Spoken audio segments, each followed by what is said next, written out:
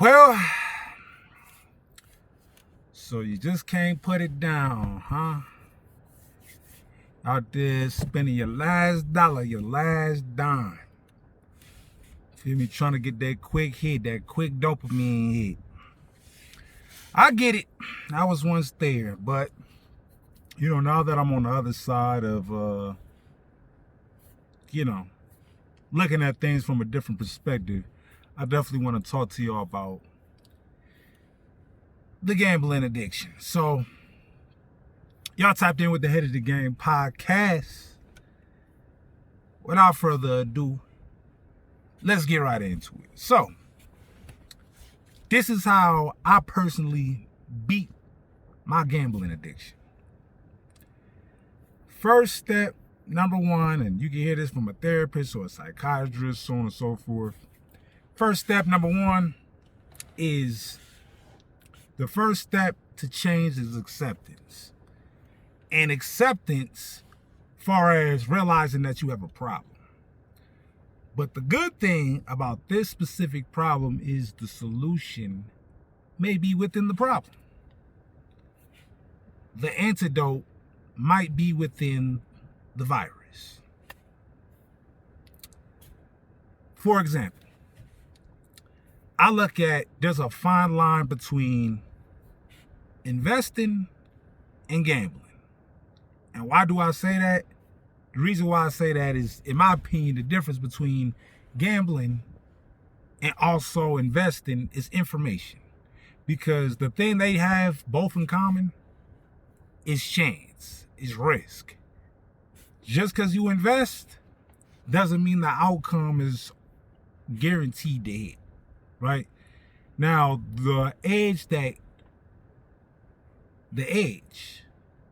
which are the odds. And if you've been in the casino, they always talk about odds, 51 to 49 odds. What are your odds? What are your chances of what is your success rate? It's higher odds depending on what investment vehicle you're using in comparison to gambling. Now, the difference between gambling and investing is delayed gratification and instant gratification. And the way to be able to discipline yourself to be able to see the long term instead of focusing on the short term is you got to keep what you're going through and what your situation is in perspective, right? So if, let's say you had $2,000, right?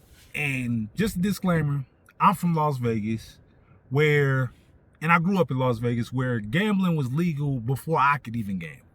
So all y'all newcomers, you FanDuel, DraftKings, and all this other stuff where gambling is becoming more legalized and it's starting to become more of a popularity. I've been gambling over 14 years. I've been gambling before I was able to gamble, because when I was 19 years old, I was in the casinos trying to get my little blackjack on, you feel me, with a couple of dollars here and there, playing it in the video poker machine. So I just say all that to say is that I probably have one of the longest experiences on this topic, because I've been doing it for so long and I've lost so much money. And you got to just charge it to the game, right? And that's the acceptance part, charging it to the game and realizing that you don't want to throw bad money after good. And if y'all got the time, look up the lost cost fallacy if you've never heard of it. It's pretty much like a complex or an action where you're always trying to get your money back with money that you already have, right? So then you may ask me, all right, lots of perspectives, lots of information. What did you do exactly to beat this? I'm about to tell you right now. So, and this wasn't an overnight thing. I gradually started to pull away from gambling until I got to a point to where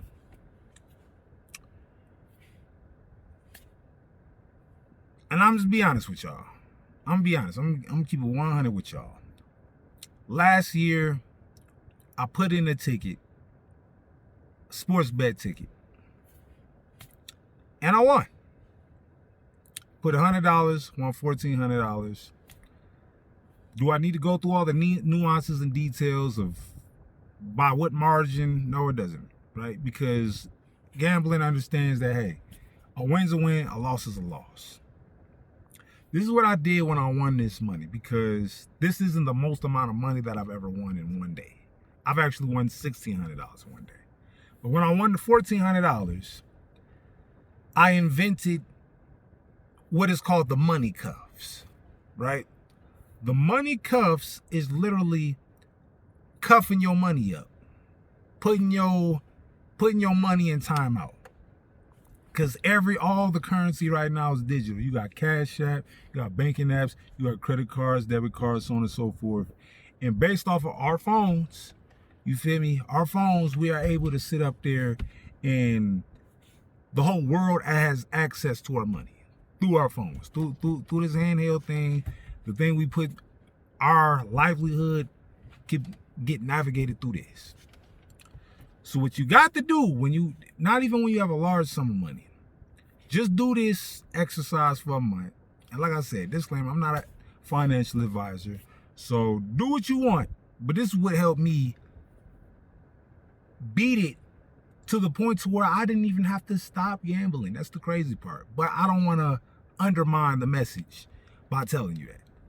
Before you even can get to that, this is the number one thing that changed my perspective on gambling, to where when I started making even more money, I still looked at how far behind in life I actually was.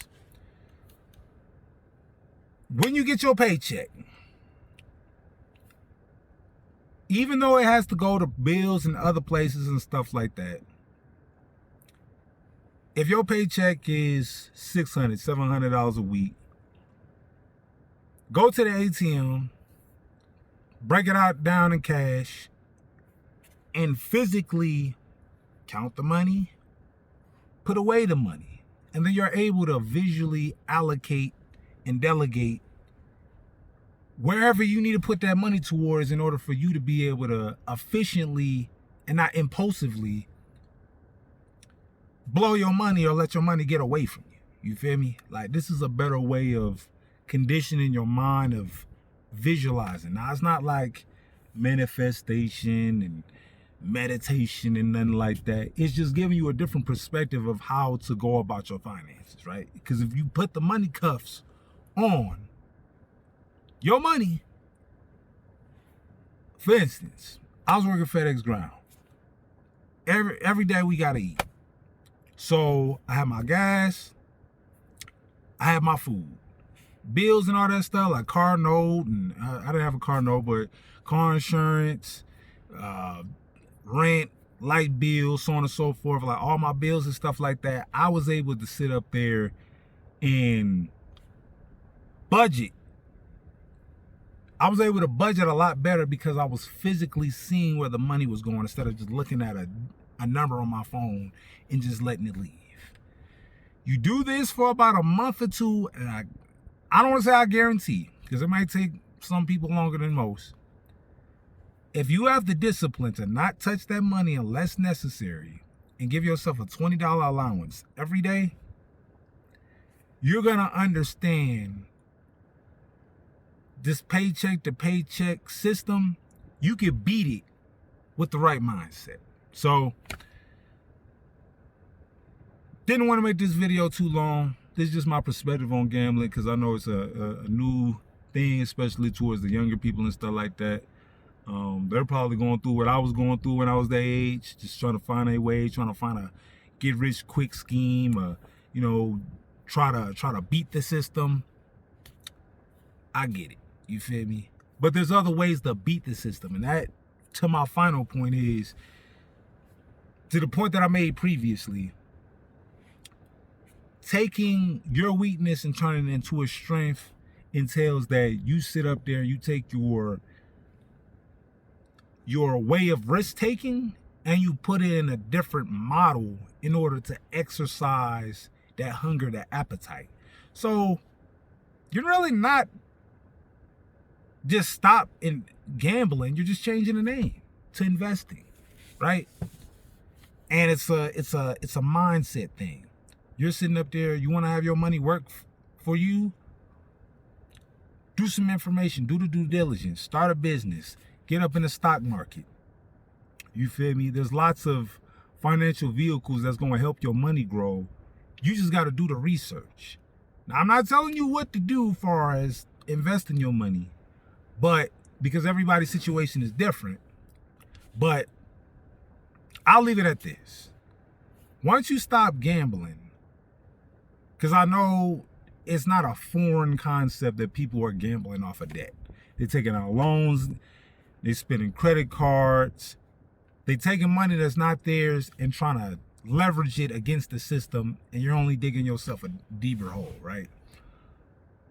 I say before you even invest, pay off your debt, because it makes no sense to invest thousands of dollars in the S&P 500, or getting an ETF or an index fund or whatever the case may be, and you're getting a 10 to 12% return annually, but you getting hit over the side of the head with 22 and 25 and 30% interest on credit cards. All that interest you're accumulating just makes it to where you can't gain no interest. It offsets the interest that you gain in the stock market. So I say consolidate your debt first. Then once you get in the green with that, then I feel like you should be able to carry over and be able to invest and have a better budgeting concept, or a better financial formula. So that's all I got for y'all, man. Thanks for watching the video. Make sure y'all got thoughts, comments, leave those below. Like the video. And make sure y'all subscribe to the channel. Feel me? Your boy going up. Outside of that, thanks for watching. I'm up out of here.